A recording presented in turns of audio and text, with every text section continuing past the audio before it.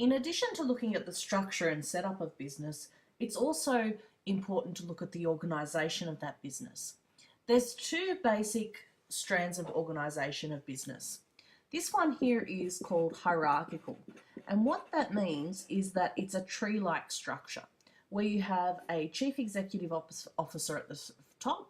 This is similar to a school structure where you would have the principal. You have middle management, which would be your organisers of particular departments. Then you would have supervisors and workers also.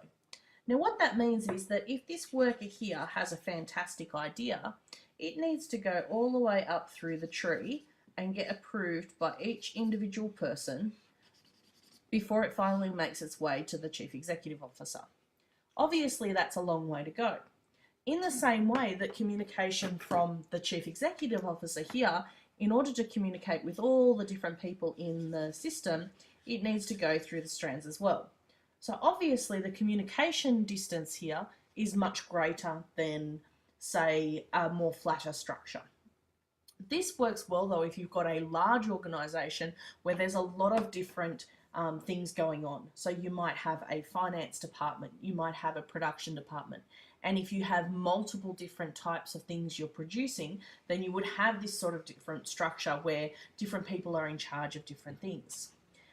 An alternative is a more flattened structure where you have groups of people working in teams. So for example, these people here, they wouldn't have a supervisor and a middle manager, they'd just be working together. What that means is that when, say for example, this person here has a fantastic idea, it goes to his manager who takes it straight to the CEO. So obviously this is a lot shorter structure than the previous one. So this is a flattened structure. A lot of people, a lot of businesses nowadays are going this way because first of all, it means that there's greater communication, but secondly, that you don't have a massive middle management that you have to pay a lot of money to. It also means that your workforce becomes more multi-skilled because you have different people working in different departments. They get an opportunity to do more things and learn more things, so they become more flexible in what they do.